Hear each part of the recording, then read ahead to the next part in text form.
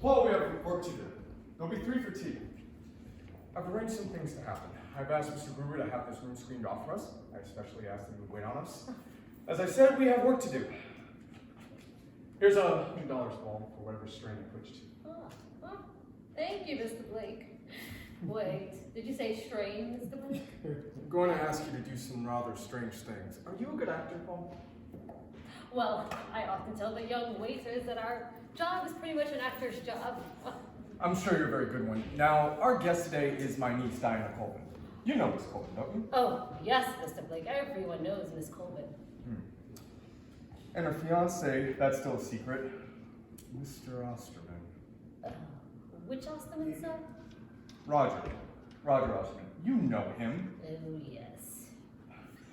Now, it's not clear to us who is the host, but it's clear to me who is the host. Roger Osterman has invited us to tea. He will pay the bill. There might be some squirming, protesting, maneuvering about it, but he will pay the bill. Now, at about 5:20, you'll receive a register letter. The messenger will be waiting in the hall for Roger Osterman's signature. Roger Osterman will ask to borrow $50 of me. I won't have a $50.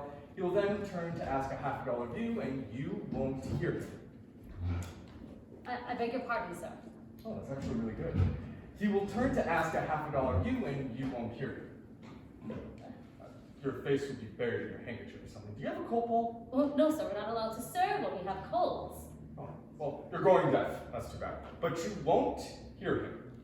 You'll say, "Yes, Mr. Osterman, I'll get you some hot tea at once!" This appeal to you that the money may happen at several times. Very well, Mr. Blake, if you wish it. Now, Paul, I'll tell you why I'm doing this. You're an intelligent man and an old friend.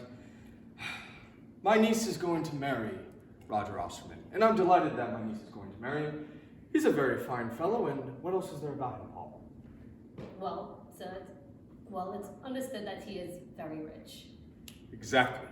But the Ostermans are not only fine people and very rich people, they have certain oddities about them too, haven't they? A certain oddity. I know what you mean, sir. Do you have a daughter, Paul? Or niece? Well, yes, sir. I have 2 daughters and 3 nieces. Then you must know it's our responsibility as older men to these girls. I have to show my niece what her fiance is like. I have to show this little unfortunate thing about the Ostermans. I'm not only her uncle, I'm her guardian. And her lawyer. I see, sir. Here she comes now, and for that I need your help.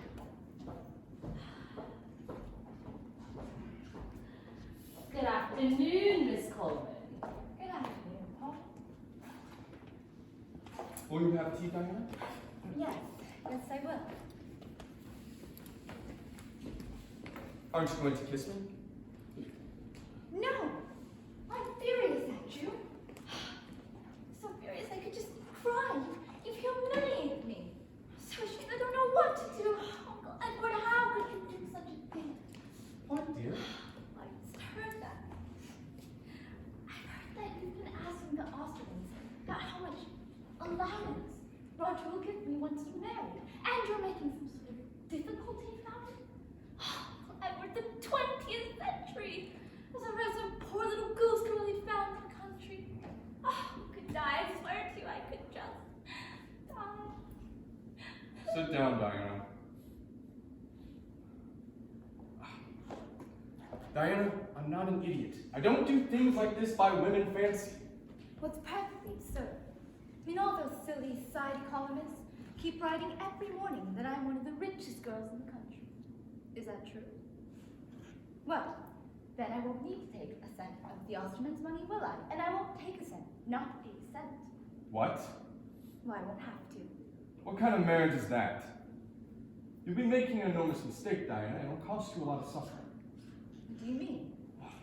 Marriage is a wonderful thing, Diana, but it's relatively new, 12, maybe 15,000 years old.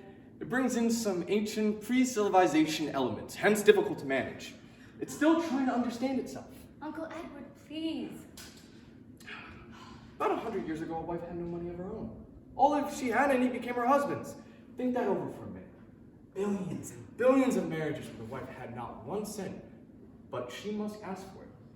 You see, it's important to us males, us men, us husbands, that we supply you with material things. I hate to say it, but we like to think that we own you. First, we dazzle you with our strength, and then we hit you over the head and drag you to our cave. We dress you, we feed you, we put jewels on you. We take you to the opera. I'm warning you now. Don't start thinking that you want to be independent of your husband as a provider. You might be rich as all hell, Dinah, but you need to thank Roger humbly. Thank him humbly that you aren't in the gutter. Give him that impression. I don't believe you. Especially Roger. You're married into a very serious trap. I do believe Roger is the finest young man in the world, and I do think you'll be happy. And I do believe you'll be long and happy, but you'll only be happy if you know exactly beforehand what you're getting into. Oh, what are you talking about? I want some tea. No. We're not having tea. He's serving us tea. Shoo, please sit down. What am I talking about? Diana, you've been out with Roger for lunch and dinner many times, haven't you? You've been in and out of taxis with him. You arrived at railroad stations when you had porters help you out with your bags, haven't you? Yes. Have you noticed anything odd about his behavior in such cases? What do you mean? So you have. What do you mean? Say it.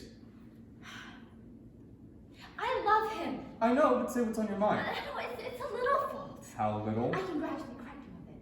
That's what his mother thought when she married her father. Tell me this. After you leave the restaurant, do you leave $1 or $2 for the waiter when Roger's not looking?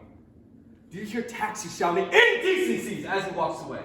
Do you see him waste time and energy to avoid a very small expression? I don't want to talk about this anymore. It's tiresome, and more than that, it's in bad taste. After all, who was it but you who taught me never to talk about money, never to mention money, and now we're talking about it in the grubbiest way of all, about tipping. You're asking the Osterman family about an allowance for me? I feel soiled. I'm going for a walk. I'll be back in 20 minutes. Good. That's how you should feel. One more thing you ought to know, Paul will be helping us. Oh, I'm not going to drag Paul into this. Who better? Now, if you sit at ease, it'll put him at ease. Were you ready to order tea, Mr. Blake? No. We're waiting on our guest. Roger, you haven't seen him, have you? No, I haven't. Paul, I was just talking with Diana about the little matter you and I were discussing. Yes, if I could give any help, sir. You gave me permission to ask you about the professional life here in the hotel. Yes, if I may be of any help. Now, the staff of waiters are accustomed to a certain lack of generosity on the part of the Austrians. Is that true? It doesn't matter, Mr. Blake. We know these gentlemen give large sums of money to the public in general. Is it true for any other families? Well, there's the Farringtons and the Wolverhams, and, well, that's Conrad Farrington and Mr.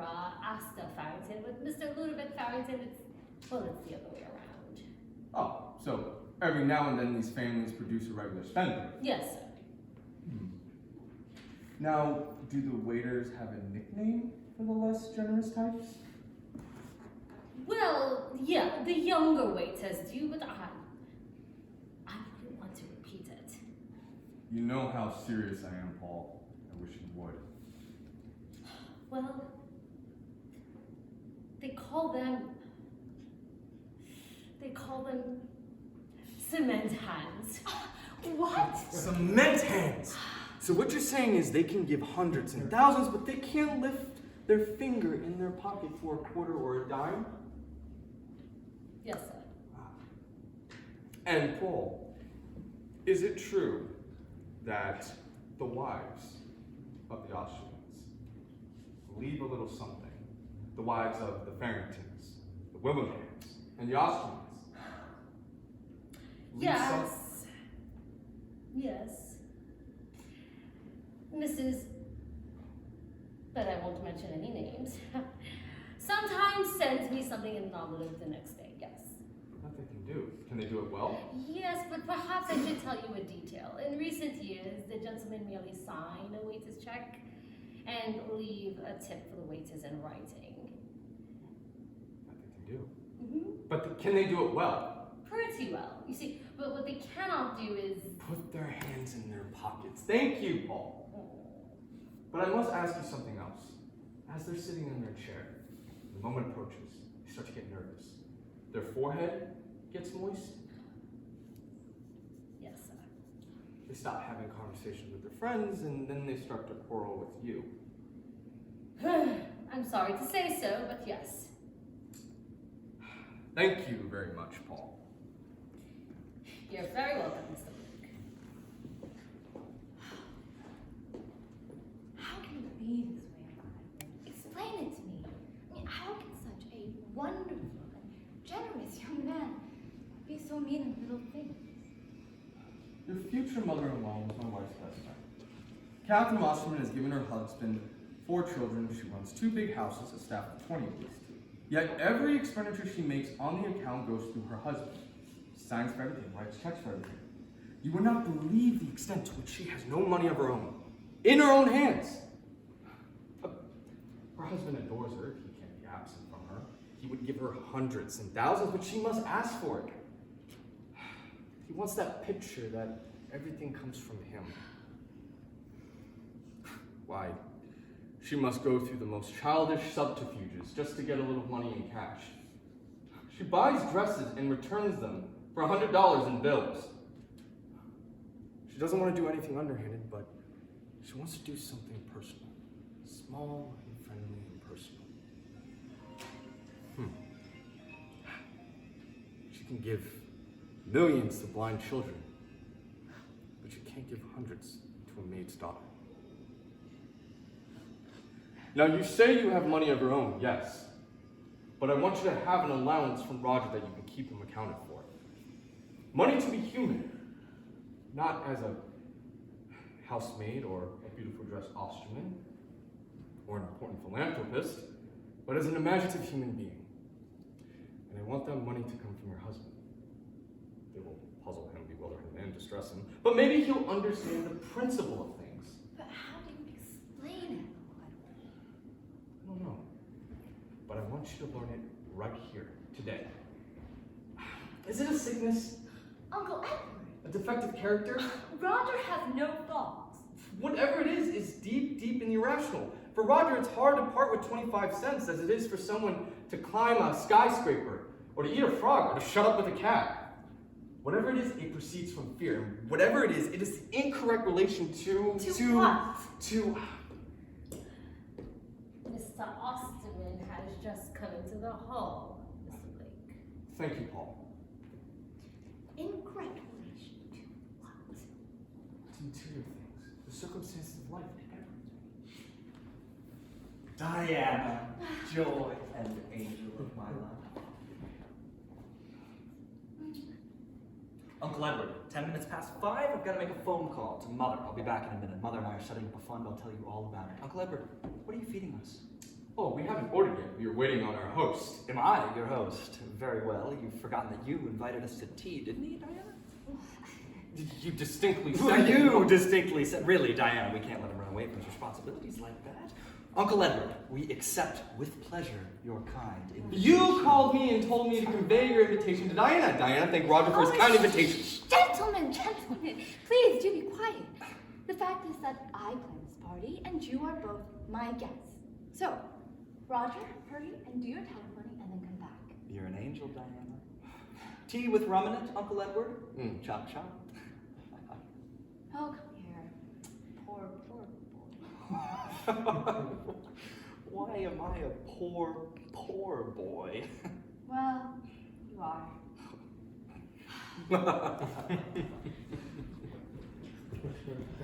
I've arranged some things to happen.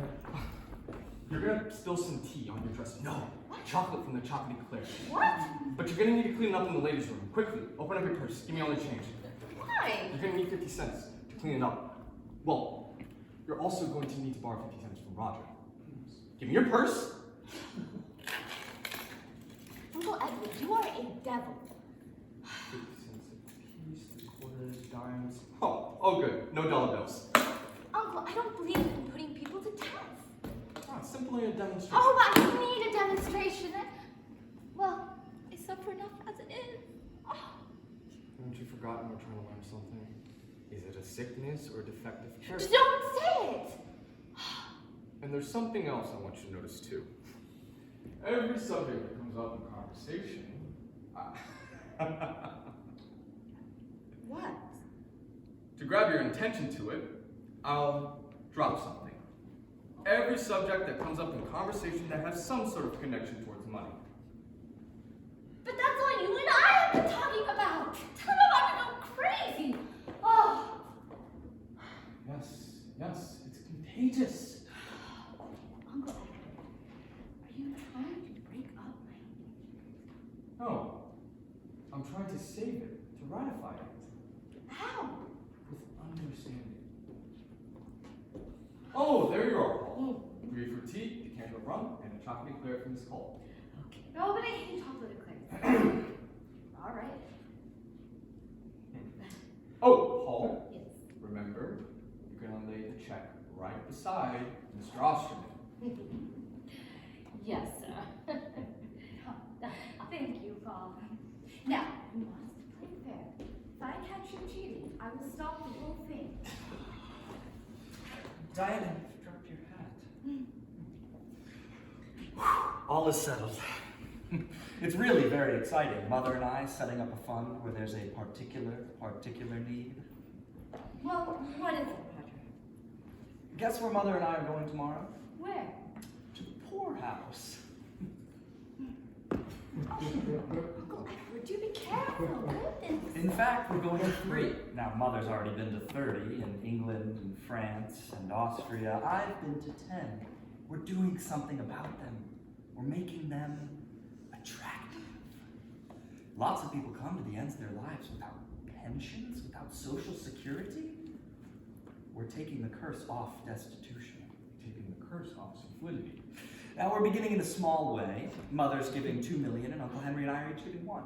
Now, we're not building new homes yet. We're improving on the conditions of those that are there. Everywhere we go, we ask 1,000 questions of superintendents, the old men and women. And do you know the one thing that these elderly people want most? Money. How did you know? You see, in a sense, they have everything. Shelter, clothes, food, companionship. We've scarcely found one who wishes to leave the institution, but they all want that one thing for which there is no provision.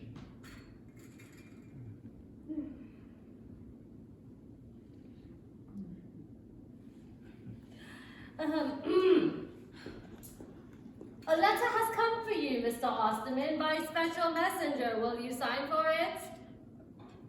For me, but no one else knows I'm here. By special messenger, Paul? Yes, Mr. Blake. And is the messenger waiting? Yes, Mr. Blake.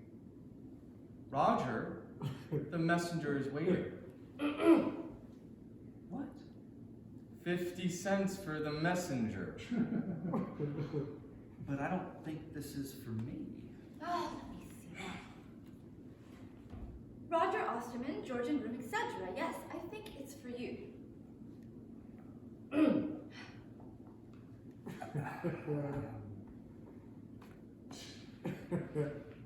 Uncle Edward, lend me a quarter, will you? Quarter time. I don't have any. Paul, give the boy a quarter, will you? Hot water? Yes, Mr. Osterman, coming right up. A quarter! Paul, give the boy a quarter. Hot water! Right here, Mr. Osterman.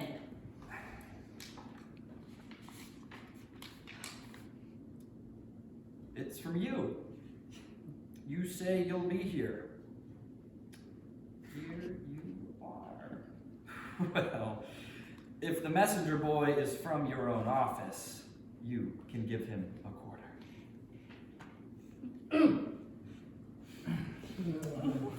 That's right. Paul, I'll see you.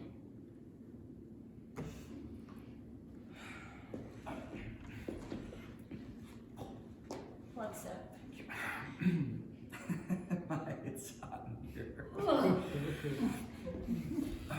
Now, Roger, you were saying before that these people wanted money. They have everything provided, but they still want money. Yes, I suppose it's to give presents to their nephews and nieces, or to one another. They have everything except that.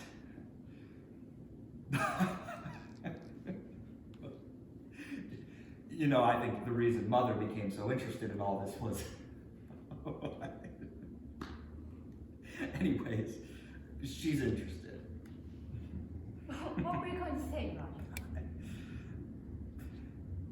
Well, she's always had the same kind of trouble. Do you know that Mother once pawned a diamond ring? Mother went to a pawn shop? No, she sent her maid. Even today, she doesn't know that I know. I was at boarding school, and I'd begun a collection of autographs. And more than anything in the world, I wanted for my birthday a certain letter of Abraham Lincoln that had come on the market. I couldn't sleep nights. I wanted it so bad.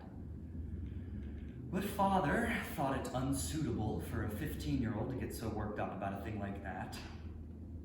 So Mother pawned her ring. Well, I don't think that we should be talking about things like this. I mean... But let me just ask you one thing, Roger. Your mother, she's always had a great deal of money of her own. Yes. But of course, Father keeps it for her, and more than that, he's doubled and tripled it. Of course. He writes all the checks. Yes. Like the people of the poorhouse. Your mother has everything except money. Exactly. And now, the other thing the old people are interested in is food. Oh! Goodness, I've gotten some of this tea and rum on my dress. I have to go to the ladies' room to get the spot taken out. Uncle Edward, lend me $50, please. $half a dollar. I told you I haven't had a cent. In institutions like prisons and poorhouses, you never have any choice. Roger, darling, please, lend me $50. That was the awful part about prep school. All the food was, so to speak, assigned to you. You never had the least voice in what it would be. Well, I don't want $10. I just want 50 cents. What for?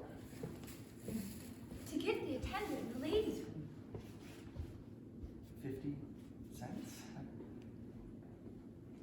I don't see any stain. Just borrow it from Paul. Paul's deaf!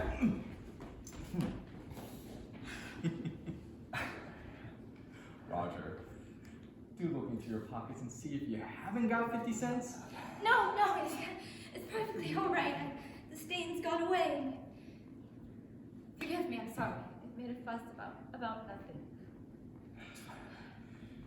Awfully warm in here. We ought to have gone to the club. These places are getting to be regular traps. Why do we come here? What do you mean, traps? You're interrupted all the time. These tiresome demands on you. I love to give, but I don't like to be held up. Held up every minute. I'd like to give everything I've got. I don't care how I live, but I don't like to be forced to give anything. It's not my fault that I have money. Well, you're right, Roger. I mean, I don't think of a tip as an expression of faith. Just a transaction. Mechanical business convention. Take our waiter, Paul, for example. My thanks is in my smiles, so to speak. But the money on the table has nothing to do with it. Whatever it is, it's a mess. Once upon a time, there was a poor shepherd. It was in Romania, I think. Uncle. And every morning the shepherd laid his sheep out under a great big oak tree. Uncle Edward, And one day, the shepherd found a large gold piece. And the next day, he found another. For weeks, for months, for years, every day he found a large gold piece. He bought more sheep. He bought beautiful shirts.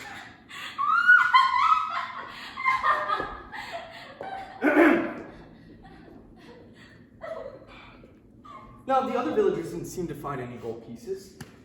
And the problem with the shepherd was, where did they come from? And why are they given to him? Is it maybe because of supernatural? What? Oh, I don't understand a word of this. Uncle Edward, do get on with it. I've never been able to understand these allegories. But why him? Was he more intelligent or more virtuous than the other young men? You see, when you find a gold piece every morning, you get used to it. You're constantly haunted by fear that that gold piece won't appear. Oh, what can he do? What can he do to ensure that this blessed gold piece will arrive every morning? Obviously, he better give. In return, so to speak. He gave his town a fine hospital. He gave the altar a beautiful church. Well, of course he gave. But it was the other question that troubled him most, frightened him mostly. Why have I been chosen? I see that. He became frightened. You understand what he's talking about? Frightened because if the gold pieces stopped coming, he'd not only be poor, he'd be much worried. He'd be exposed. He'd be the man who's formerly intelligent, formerly virtuous, formerly... What did you say? Formerly favored and loved. Far worse than just poor. You see, he was in a terrible situation, having to save all the time, and having to give all the time. Yes. Yes, well, I have to go, Roger. Now who's going to pay the bill? Roger, why don't you do it just to show that you like to? Of course I will. Where is it? Oh, it's right there on the floor. I'll sign for it. Where's Paul? Oh, there he is. Oh, well, surely it's too small a charge to sign for. I mean, something rather small about signing for a $3 or $4 charge, don't you think? I don't think so. Diana's right. Diana, someday you must explain to me slowly what Uncle Edward's been talking about. Paul, we're leaving. And you must make Uncle Edward promise not to get tied up in any long, rambling stories he can't get himself out of. Thank you, Paul. Thank you very much, Paul. Thank you very much, Paul. You're very welcome. Because I must be very stupid. I can't. Because I must say there are lots of better things to talk about than what we've been. In fact, in my family, we make it a rule never to talk about money at all. I don't think you realize, Diana, that my life is enough of a hell as it is, and the only way that I can cope with it is to never talk about it. What am I doing here? What's the matter? Just leave him in order. Would that be all right? Diana, you're an angel. I'll leave him 50 cents just to show him I love you. Well, no, actually, I'm not an angel. I'm a very human being. And I'll need to be fed, and I'll need to be clothed, and I'll see you have everything. I can look forward to everything. Yes. Like those old ladies in the poorhouse. I can look forward to... My giving you everything.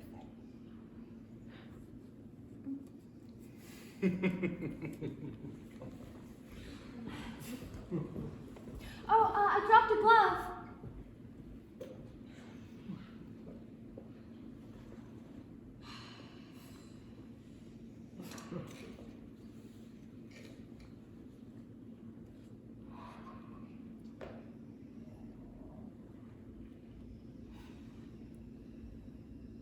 Goodbye, Paul. Goodbye, Miss Colvin.